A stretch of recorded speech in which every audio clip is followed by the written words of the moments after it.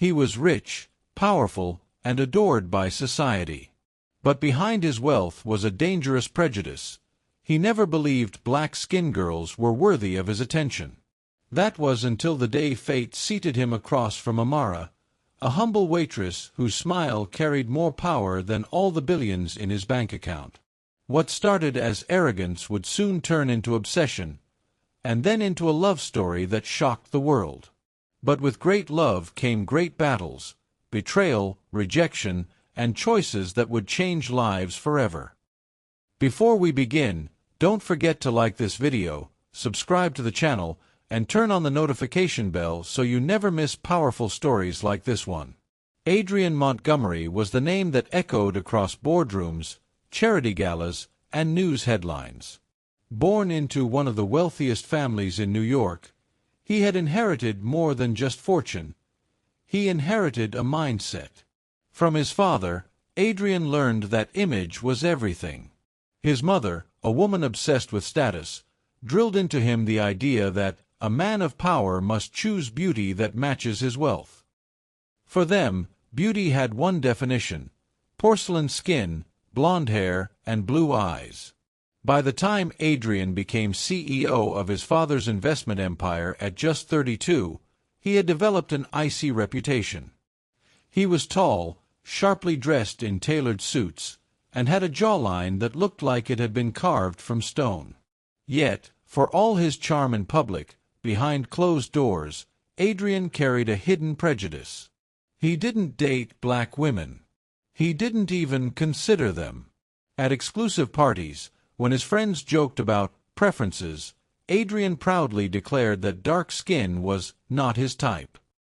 His circle, filled with shallow socialites and ruthless businessmen, cheered him on. They saw women as accessories, and Adrian, though brilliant, was blind to the poison of his upbringing. But wealth doesn't always protect the heart from emptiness. Despite his fortune, Adrian's relationships were shallow. Beautiful women came and went, drawn to his money more than his soul. None ever stayed, and Adrian never cared, because, in truth, he didn't believe in lasting love. One evening, as he stood on the balcony of his penthouse, overlooking the glittering Manhattan skyline, his best friend Richard teased him. "Adrian, you've had every model in this city. But when will you settle down?" Adrian smirked, swirling the wine in his glass. "Settle down? With who?" "A woman who wants my money. Or worse, someone who doesn't fit the image I've worked for." Richard chuckled, but then leaned closer. "You know, one day you'll meet a woman who doesn't care about your billions. And when you do, you'll eat your words." Adrian raised an eyebrow, his lips curving into a cold smile. "Not likely. Women chase wealth, Richard. It's the rule of the world. And as for black girls," he paused, shaking his head, "they're not for me." He believed those words deeply. But life had its own plans. Adrian Montgomery, the man who thought love was a transaction and who judged beauty by skin color, was about to meet a waitress named Amara, and she would shatter every wall he had ever built. While Adrian's life glittered with wealth and excess, Amara's world was the opposite, but it was filled with dignity, resilience, and quiet strength. Amara Johnson was 25, a young woman with deep ebony skin that glowed like polished mahogany under the sun. Her eyes, large and soulful, carried both warmth and unspoken battles. She wore her hair naturally in curls that framed her oval face, and though she worked long hours, her beauty always seemed effortless. She grew up in Brooklyn, raised by a single mother who worked 2 jobs to provide for Amara and her younger brother. From her mother, Amara learned 2 lessons. Hard work will never betray you, and kindness is a crown you should never take off. Life wasn't easy. Her dreams of becoming a writer had been paused when her mother fell ill, leaving Amara as the breadwinner of the family. She picked up shifts at a midtown Manhattan restaurant, balancing trays, pouring coffee, and smiling at customers who barely glanced her way. Despite the grind, She carried herself with quiet grace. Her co-workers admired her. Regular customers waited for her section because she remembered their names, their favorite meals, and always added an encouraging word. One evening after a particularly long shift, her best friend and fellow waitress, Lila, nudged her as they cleaned tables. "Girl, how do you do it? Smile at people all day like your feet ain't screaming." Amara laughed softly, tucking a stray curl behind her ear. "If I let life break me, then what hope do I give my brother? He looks at me like I can move mountains. And maybe I can't, but I won't let him see me give up." Lila shook her head in admiration. "You're something else, Amara. Most of us would have quit this place a long time ago." But Amara wasn't one to quit. She carried her burdens silently, praying for better days while working double shifts to cover hospital bills. She didn't have the luxury of self-pity. Her mother's health, her brother's future, they were her driving force. Yet, deep inside, Amara longed for something more. Not riches, not fame, just someone who saw her. Not as a waitress. Not as a black girl dismissed by the world. But as a woman worthy of love, laughter, and dreams. She often scribbled stories in her notebook during her breaks. Stories of women who fought, endured, and triumphed. She didn't know it yet, but she was writing her own story. And fate was preparing the next chapter. Because very soon, on an ordinary evening, Amara's path would collide with Adrian Montgomery, the billionaire who thought her kind didn't belong in his world. But she would prove him wrong with nothing more than her smile. It was a Thursday evening, the kind of night when Manhattan streets glowed with neon lights, and the hum of taxis blended with the chatter of people spilling out of theaters and offices. The restaurant where Amara worked was buzzing. Businessmen in expensive suits filled tables, women in designer dresses laughed over cocktails, and waiters rushed back and forth with trays balanced high. Adrian Montgomery wasn't supposed to be there. His world was exclusive five-star dining, private clubs, and members-only lounges. But his friend Richard had insisted. "Come on, Adrian. You've been buried in work. This place has the best seafood in the city. Besides, sometimes you need normal air, not just champagne and chandeliers." Reluctantly, Adrian agreed. He arrived in a sleek black car, stepping out in a tailored navy suit that drew attention the moment he entered. The maitre d' rushed to greet him, but Adrian waved him off with that signature icy confidence.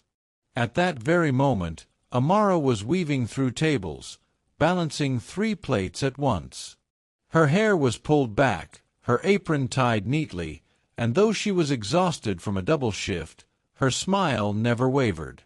When Adrian and Richard were seated, Amara was assigned to their table. She walked over, notebook in hand, unaware of who sat before her. "Good evening, gentlemen. Welcome. Can I start you off with something to drink?" she asked, her voice warm and steady. Adrian looked up, and for a split second he froze. Her skin was rich, flawless, and radiant under the restaurant's dim lights. Her eyes held sincerity he wasn't used to, not the greedy sparkle of women at galas, but genuine kindness. She smiled at him like he was simply another customer, not a billionaire who owned half of Wall Street. Something unfamiliar stirred in his chest, but his pride masked it quickly. "Sparkling water," he said curtly, almost dismissive. Richard, sensing the tension, gave Amara a friendly grin. "I'll have the same, thanks. And maybe you could recommend a starter." Amara nodded. "Of course. The grilled calamari is fresh tonight, and the lobster bisque is a favorite." As she walked away, Adrian's eyes followed her despite himself. Richard caught it instantly. Don't tell me the great Adrian Montgomery is interested in a waitress, he teased under his breath. Adrian scoffed. Don't be ridiculous. She's not my type. But his tone lacked conviction. Throughout the evening, Amara returned to their table with effortless grace. She remembered every detail of their order, refilled their glasses before they asked, and even cracked a small joke that made Richard laugh out loud. Adrian, usually impatient and critical in restaurants, found himself watching, listening. Her laugh wasn't rehearsed. Her movements weren't calculated. She was different, and he hated how much he noticed. When Amara brought the check at the end of the night, Richard handed her his card. But Adrian, almost instinctively, slid a crisp $100 bill beneath the folder. Not because he wanted to impress her, but because something in him couldn't let her walk away unnoticed. Amara caught it as she cleared the table. Their eyes met briefly. She offered a polite, "Thank you, sir," before moving on to the next customer. Adrian sat back in his chair, unsettled. For the first time in years, a woman had left him speechless without even trying. And he couldn't stop thinking about her smile. Adrian Montgomery had met countless women, models, actresses, heiresses. Yet none of them lingered in his mind after the night ended. But Amara was different. Days after their encounter at the restaurant, he found himself distracted in meetings. His assistants noticed the change. He would pause mid-sentence, staring blankly at the city skyline from his office. Richard, of course, noticed too. "You've been off lately," Richard teased as they walked out of a shareholders' meeting. "Don't tell me you're still thinking about that waitress." Adrian's jaw tightened. "Don't be absurd. I have no reason to think about her." But he did. Constantly. Her laughter replayed in his head. The glow of her skin under dim lights. The way she carried herself with dignity, even in an apron. It frustrated him. This wasn't supposed to happen. He had spent his whole life rejecting women who looked like her, believing the lies planted in him since childhood. Yet, one evening with Amara had cracked his armor. That weekend, Adrian made an excuse to return to the restaurant. Richard didn't join him this time. He sat at a corner table, pretending to check emails while his eyes searched the room. And then he saw her. Amara walked out from the back with her notepad, her curls bouncing softly as she moved between tables. She wore the same simple uniform, but there was a quiet elegance in every step. She didn't notice him at first, too busy serving a family with children. When she laughed at one of the kids' silly jokes, Adrian felt something tug inside him, something he couldn't explain. When she finally approached his table, recognition flickered in her eyes. "Oh, you're back. Sparkling water again?" she asked, smiling politely. Adrian cleared his throat. "Yes." "And the lobster bisque." She jotted it down without fuss, treating him like any other guest. That, oddly, made him respect her more. She wasn't impressed by who he was. She didn't even bring up his name. Throughout the evening, Adrian tried to catch her attention, asking small questions about the menu just to keep her at the table longer. Amara, ever professional, answered kindly but kept her distance. Later that night, Richard called him. "You went back there, didn't you?" he said, laughing through the phone. Adrian was silent. Richard whistled. "Well, well. Looks like the great Adrian Montgomery is finally interested in something real. But let me warn you, she's not like those women at your parties. If you hurt her, you'll regret it." Adrian snapped back, defensive. "I'm not interested. She's Not my type. But even as he said it, his chest tightened with the truth he was trying to bury. For the first time in his life, Adrian Montgomery was falling for a woman he was raised to reject. And it terrified him. Wealth has its price, and for Adrian Montgomery, privacy was a luxury he rarely enjoyed. The press loved him. Every date, every deal, every rumor made headlines. And when whispers began that the billionaire had been spotted more than once at a modest restaurant in Midtown, the tabloids pounced. At first, it was innocent.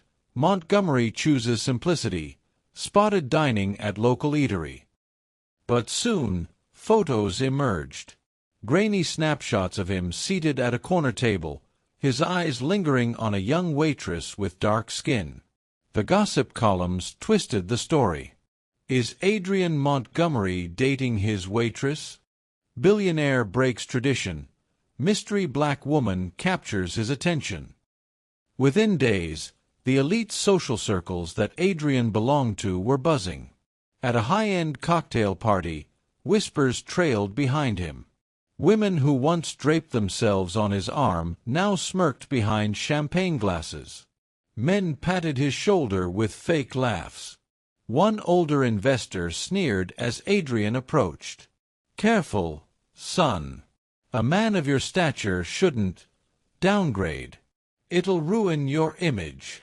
Adrian's jaw clenched, but he said nothing. His silence only made the gossip worse. Meanwhile, Amara had no idea.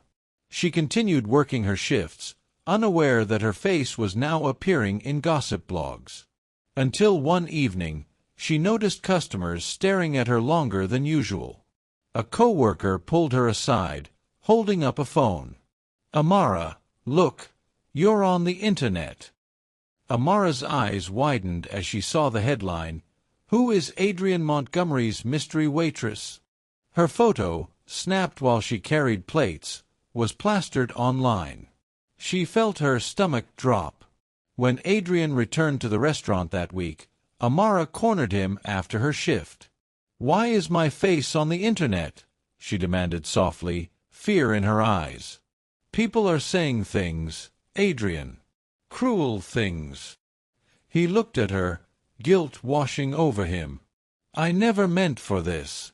The media, they don't care about truth. They care about spectacle." Amara shook her head. "I can't afford this kind of attention. My family, my job, everything is at risk." For the first time, Adrian realized his world and hers were colliding in dangerous ways. What was a scandal for him was survival for her. Still, when he looked at her, trembling but unbroken, humiliated but dignified, his chest tightened with something stronger than pride. "I'll protect you," he said firmly. But Amara wasn't sure she believed him. And as the scandal grew, so did the pressure, from the media, from his family, and even from within himself. Because for Adrian Montgomery, this was no longer about preference or prejudice. It was about choosing between the world he had always known and the woman who was beginning to change him. The scandal didn't fade, it grew.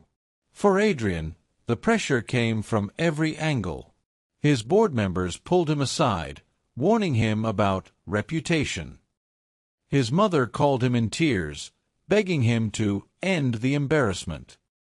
"Adrian, listen to me," she said sharply during one phone call.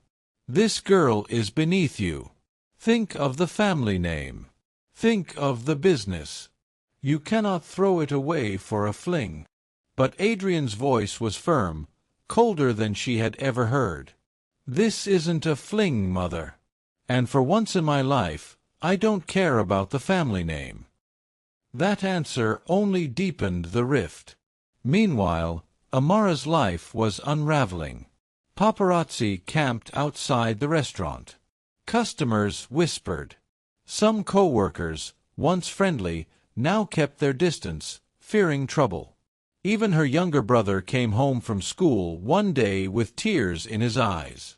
"Why are they saying bad things about you online, Amara?" They called you a gold digger." Amara hugged him tightly, her heart breaking. She wanted to shield him from the cruelty of the world, but she couldn't. The more Adrian tried to protect her, the more she felt trapped. Then came the betrayal. One evening, Amara opened her phone to see photos splashed across every blog. Adrian stepping out of a gala with a blonde socialite clinging to his arm. The headline screamed, "Montgomery moves on, waitress just a passing fancy?" Her chest tightened as she scrolled, her hands trembling. She didn't want to believe it. But the images were undeniable. When Adrian arrived at her apartment that night, she confronted him, tears streaking her face. "Was I just a game to you? Some experiment? You said I mattered, but you still went back to them." Adrian's eyes flashed with frustration. "Amara, it wasn't what it looked like. I had to attend that gala for business."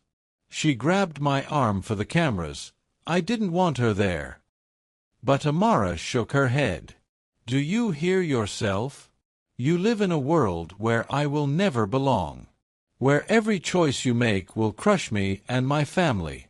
Maybe your mother's right. Maybe I am beneath you." Her words cut deeper than any insult he had ever received in his life. He reached for her, but she stepped back, her voice trembling. "I can't do this anymore, Adrian. Not like this.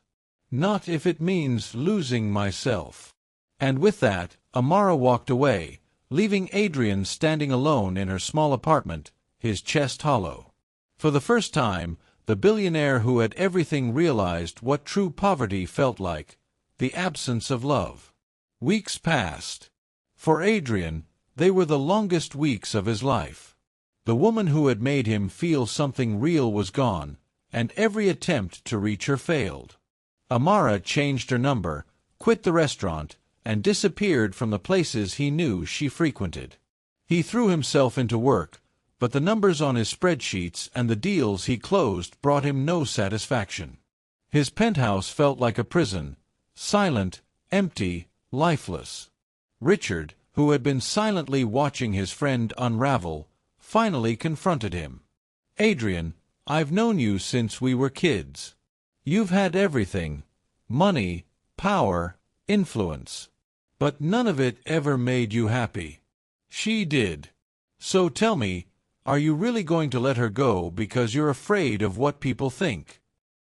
Those words pierced him.